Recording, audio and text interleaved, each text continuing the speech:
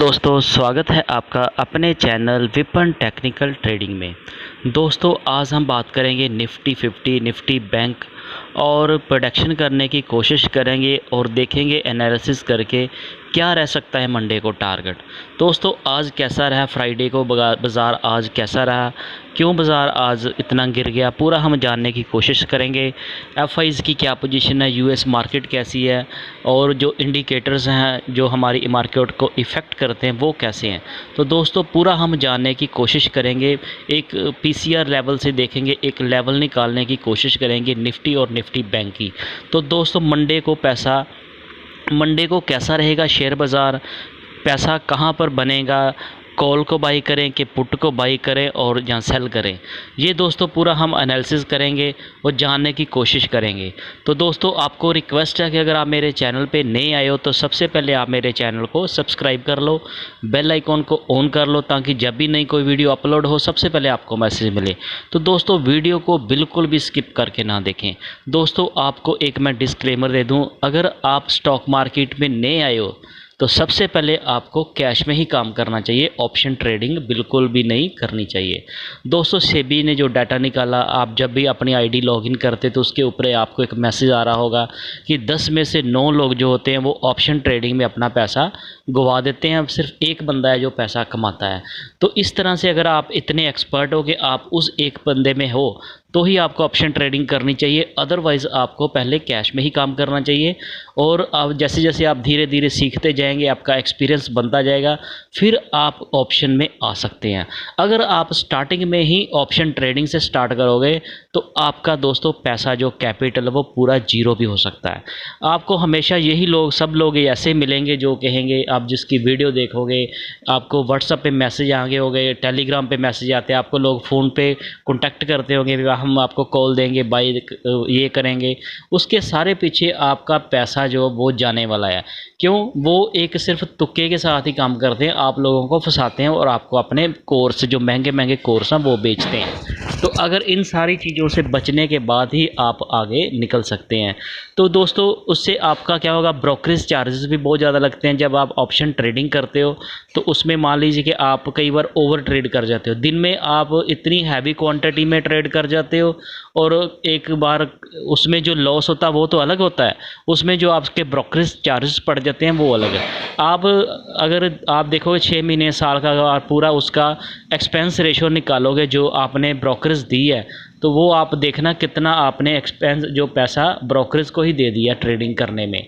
तो अगर आप बिल्कुल एक्सपर्ट हो, आप समझ गए हो, आप जान गए हो कि ऑप्शन ट्रेडिंग कैसे होती है, ऑप्शन बाइंग करनी चाहिए कि ऑप्शन सेलिंग करनी चाहिए, अगर ऑप्शन बाइंग करनी चाहिए तो कहाँ पे बाइंग करनी चाहिए, कहाँ पे सेलिंग करनी चाहिए, कौन से स्ट्राइक प्राइस को सिलेक्ट करना चाहिए। दोस्तों ये बहुत सारे टेक्निकल्स होते हैं ऑप्शन ट्रेडिंग के अंदर, जो लोग समझे बिना ही सीधा ऑप्शन ट्रेडिंग में घुस जाते हैं और अपना कैपिटल जीरो कर लेते हैं। आपको सब लोग ऐसे ही मिलेंगे जो कहेंगे कि आपका पैसा एक ही दिन में 10 गुना 20 गुना हो जाएगा, लेकिन हो जाता है। लेकिन दोस्तों ये कभी कभार ही ऐसा होता है कि आपका पैसा इतने गुना हो गया। क्यों? अगर आप ऑप्शन सेलिंग करोगे तो इतना गुना आपका पैसा होना ही नहीं है, आपका वही मैक्सिमम प्रॉफिट होगा जो आपको पहले प्रीमियम मिल जाता है। तो उससे पहले आपको पहले जो प्रीमियम मिल जाता है तो उसी से आपका पैसा जो उतना ही आपको मैक्सिमम प्रीमियम मिलता है। अगर हम ऑप्शन ट्रेडिंग ऑप्शन सेलिंग करते हैं तो वो होता है ऑप्शन बाइंग में।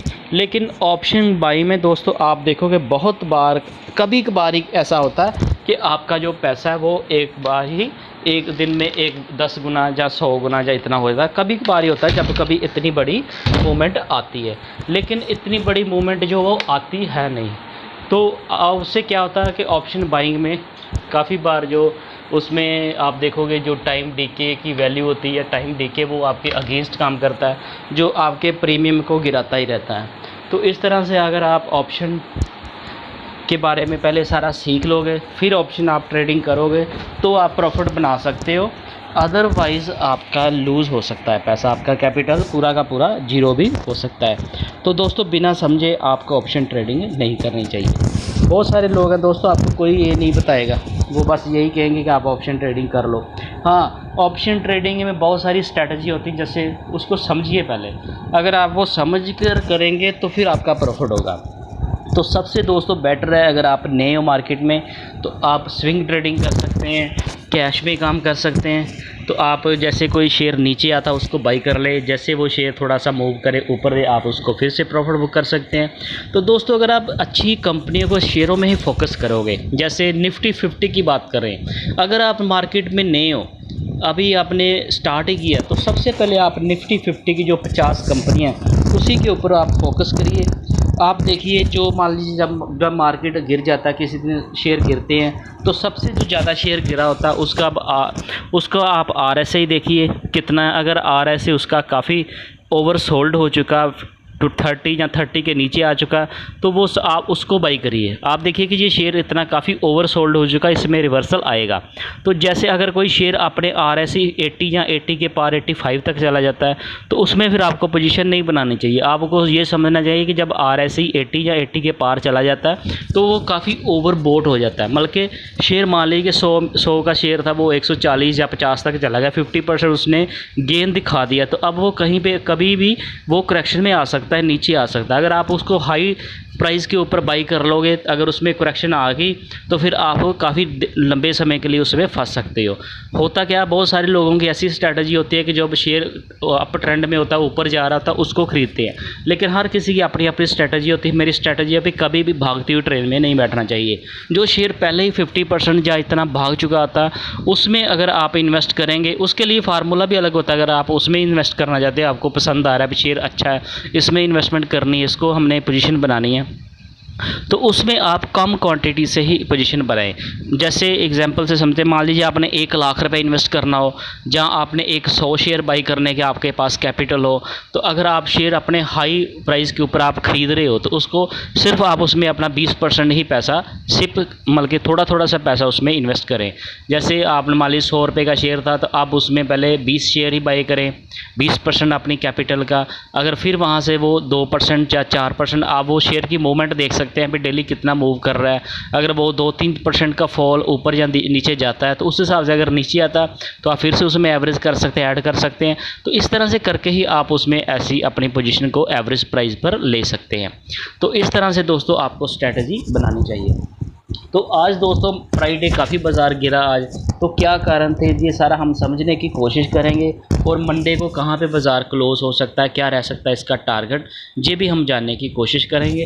तो चलिए सबसे पहले हम एक बाज़ार पर नज़र मारते हैं। अगर हम बात करें निफ्टी की, तो निफ्टी ने आज देखिए 120 पॉइंट, लगभग पौना आधे परसेंट से थोड़ा सा ऊपर का ही लूज़ किया है। निफ्टी बैंक की बात करें तो इसने 264 पॉइंट, लगभग इसने भी 0.56% लगभग आधा परसेंट से थोड़ा सा ऊपर का इसने लूज़ किया। तो सेंसेक्स की बात करें तो ये भी, तीनों इंडेक्स आप देख रहे हैं, तीनों ने लगभग एक ही परसेंटेज के बीच में, इसने भी 6 पॉइंट, ये भी लगभग 6 और ये भी लगभग 6, लगभग तीनों इंडेक्स जो होते हैं वो लगभग 50 मतलब कि आधा परसेंट से आसपास ही गिरे हैं। इंडिया विक्स की बात करें तो ये आज लगभग 3.25% ऊपर था।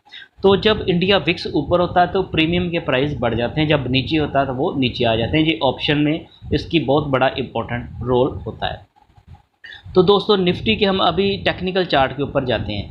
निफ्टी के हम चार्ट के ऊपर अगर हम देखें तो इसका जो प्रीवियस था वो था 19,386, ये ओपन होता 19,297, लगभग ये 90 पॉइंट गैप डाउन खुलता है। तो गैप डाउन खुलने के बाद फिर ये थोड़ा हाई जाता है, 339 तक जाता है, जो इसका प्रीवियस से भी नीचे था। तो यही इसका हाई था ओपन होने के, मतलब कि लगभग 40 पॉइंट ये ऊपर जाता है ओपनिंग पॉइंट से।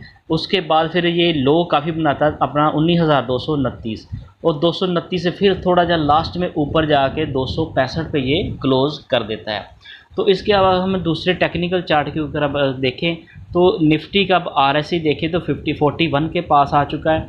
इसने आज अपनी जो इसकी रेड कैंडल बनी है, ये अपने मिडल लोअर ब्रिंजर बैंड को इसने टच भी किया था, उसके बाद फिर ये थोड़ा सा ऊपर गया। इसके मूविंग एवरेज की अगर हम बात करें तो इसने जितने भी इसके जो moving average 200 days, 150 days, 100 days, ये सारे इसके नीचे ही हैं, तो स्टॉक इंडेक्स इसके ऊपर है। ये जो आप येलो कलर की लाइन देख रहे हैं, ये इसके 50 डेज़ की मूविंग एवरेज है, जो इसने ब्रेक आउट किया, तो ब्रेक डाउन किया इसने, इसको ब्रेक डाउन करके ये नीचे आ गया। तो अब इसका RSI भी 41, तो मार्केट जी इस टाइम पे आप देखोगे थोड़ा कंसोलिडेट कर रही है। तो हो सकता है इस वीक जो मंथली एक्सपायरी है 31 अगस्त की, मार्केट जो 19,300 400 के बीच ही क्लोज़ करेगी। तो ये ऐसा प्रोडिक्शन जो बन रहा है, तो आप उस तरह से ही अपनी पोजीशन को एडजस्ट करके चलें, पोजीशनें उस हिसाब से बनाकर चलें। मार्केट में कोई इतना बहुत सारी न्यूज़ आ रही है, लेकिन इतना बड़ा कोई मूवमेंट अभी आएगा नहीं अगस्त मंथ की। आप देखो इस वीक की जो क्लोजिंग आएगी, मंथली क्लोजिंग, वो 19,400 के पास, 19,450 और 500 के बीच ही होगी। तो इस तरह से आप इसकी पोजीशनें बना सकते हैं। तो आज कौन से शेयर थे जो काफ़ी गिरे थे? बढ़ने वाले शेयरों की बात करें तो सबसे आगे था आज बजाज फिनसर्व, 2.5% जी आज ऊपर था। एशियन पेंट भी आज 1% ऊपर था। ONGC भी आज 1% ऊपर था। आधा परसेंट ऊपर था भारती एयरटेल। SBI लाइफ की बात करें तो ये लगभग 1/4% ऊपर था। टाइटन भी 1/4% और एक्सिस बैंक भी लगभग 1/4% और ICICI बैंक थोड़ा सा 1/4% से भी नीचे ही था, जो थोड़ा पॉजिटिव में था। तो ये आप देख रहे हैं 9 कंपनियों के शेयर थे जो आज चढ़े हुए थे, बाकी सारे के सारे आज शेयर नीचे थे। सबसे आगे था आज डॉक्टर रेड्डी, इसने काफ़ी मूव अच्छा दिखाया था। आज ये 2.25% नीचे है, तो वो इतनी बात है नहीं। अडानी पोर्ट की बात करें तो ये भी काफ़ी ऊपर गया था पहले, अब ये 2% नीचे। आज JSW स्टील ने भी काफ़ी हाई बनाया था, ये भी आज ऊपर है। LT power grid, UltraTech cement, IndusInd bank भी आज लगभग 1.5% से थोड़ा ऊपर, लगभग 1.25% गिरा, लेकिन ये काफ़ी ऊपर पहले गया था। ITC भी आज थोड़ा सा गिरा। SCL टेक गिरा।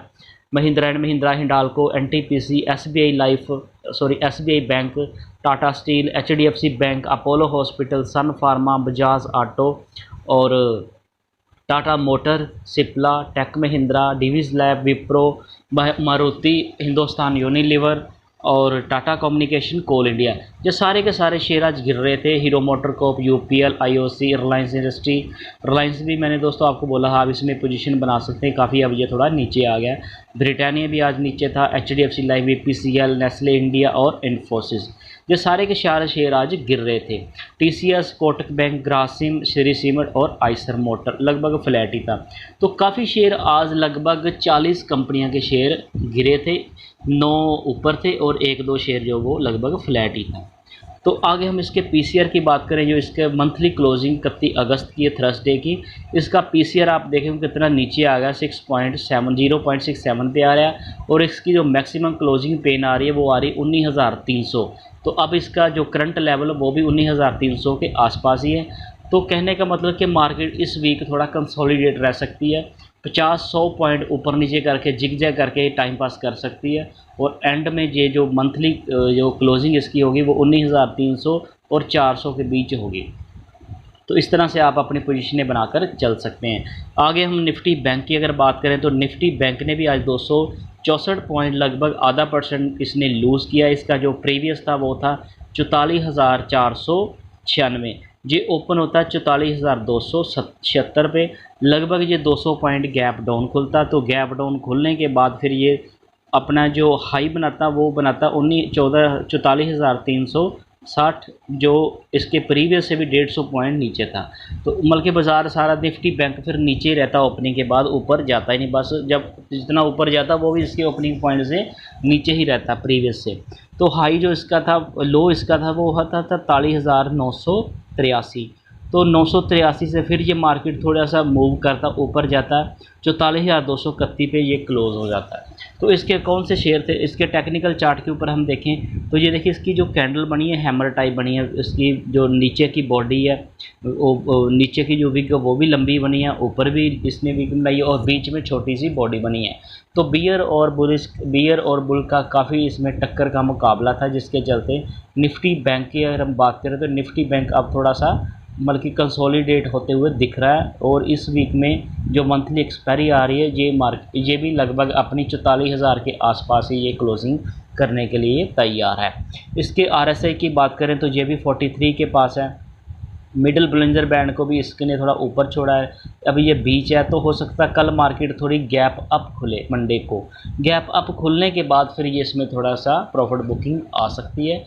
तो इस तरह से मार्केट थोड़ी जिग जैग ही रहेगी, कंसोलिडेट फेस में ही मार्केट चल रही है, एक रेंज मोड में ही काम कर रही है। तो इतनी कोई भयंकर घबराने वाली या इतनी कोई बात है नहीं, जैसे न्यूज़ आ रही है, लोगों की वीडियोस आते हैं, मैसेज आते हैं कि मंडे को मार्केट बहुत ज़्यादा गिर जाएगी, ऐसा कुछ है नहीं। यूएस मार्केट कैसी है वो भी आपके साथ शेयर करेंगे। इतने बुरे हालात रहे थे यूएस मार्केट के, तब भी हमारे बाज़ार पॉजिटिव थे, तो इतनी कोई घबराने वाली बात है नहीं। इसके कौन से शेयर थे सबसे आगे थे? आज 3 ही शेयर थे बैंक के जो बढ़ रहे थे, वो भी 0.034% के हिसाब से। बंधन बैंक, एक्सिस बैंक भी लगभग 1/4% और आईसीआईसी बैंक, ये 3 ही शेयर थे जो थोड़े थोड़े से ऊपर थे। बाकी इसके 8 शेयर थे वो गिरे हुए थे और एक फ्लैट था।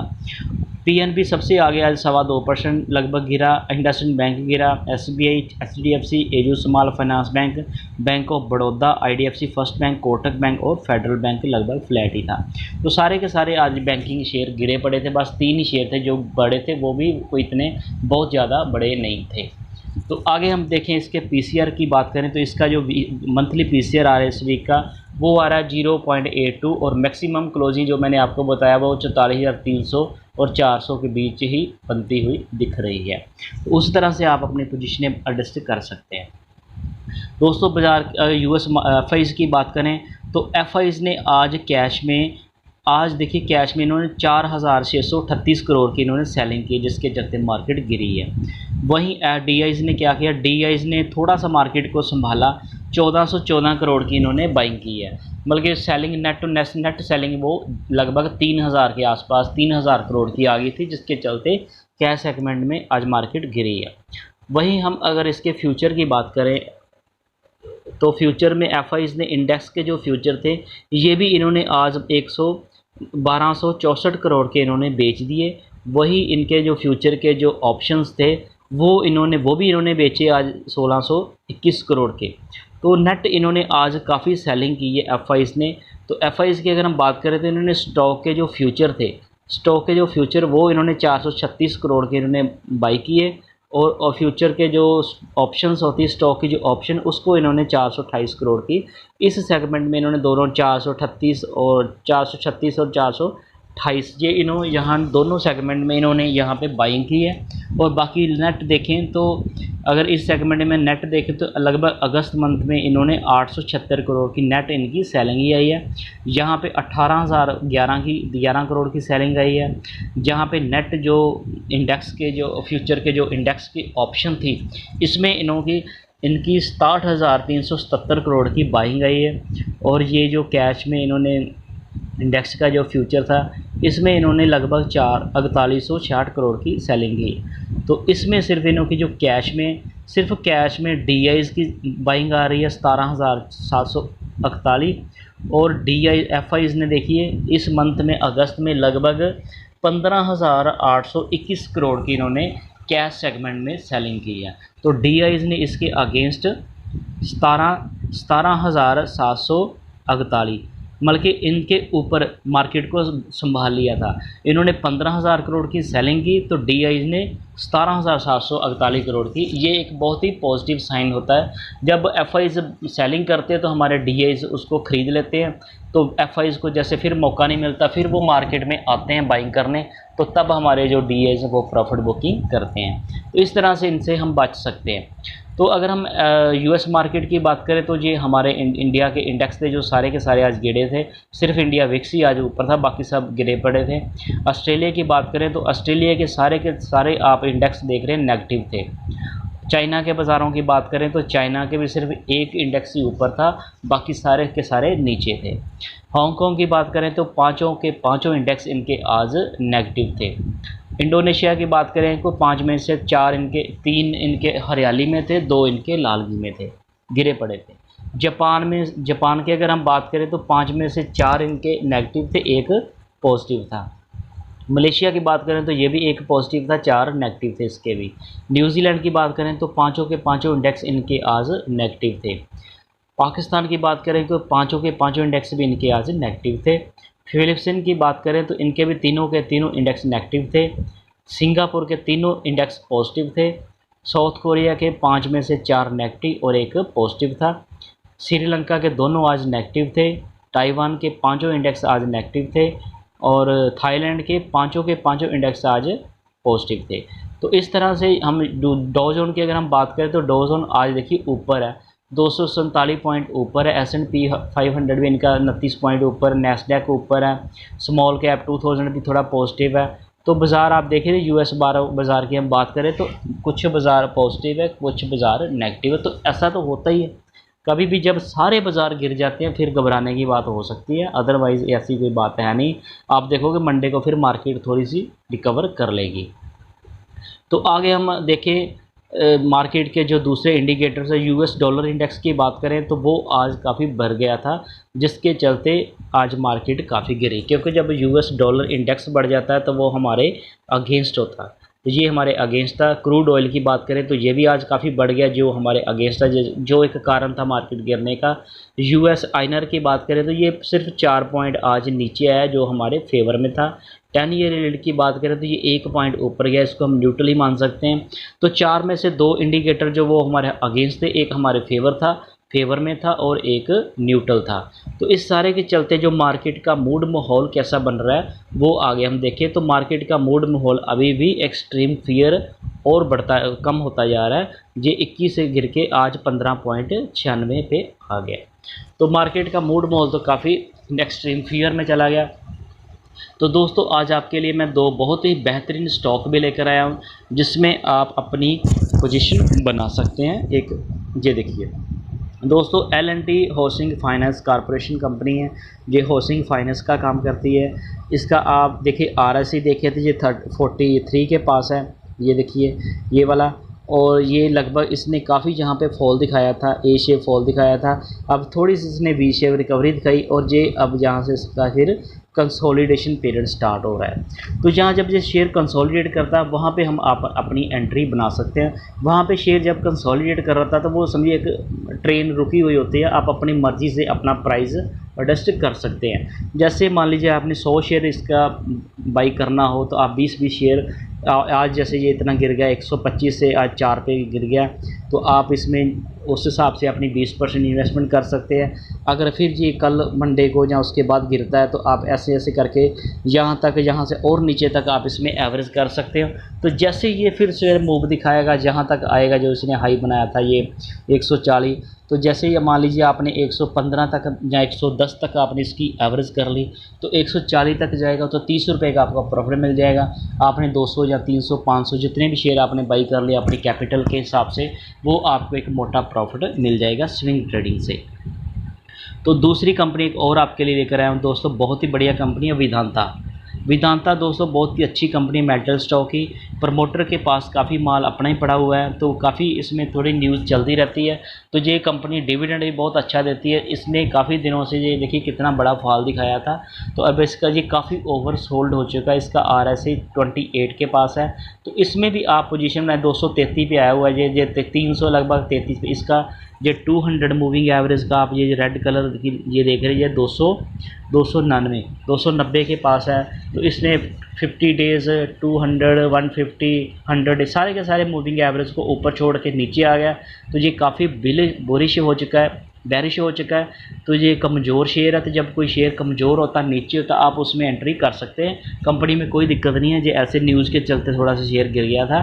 तो ये कंपनी जो डिविडेंड भी अच्छा देती है, भर के डिविडेंड देती है, तो आपका डिविडेंड से भी आपका प्रॉफिट बनता जाएगा।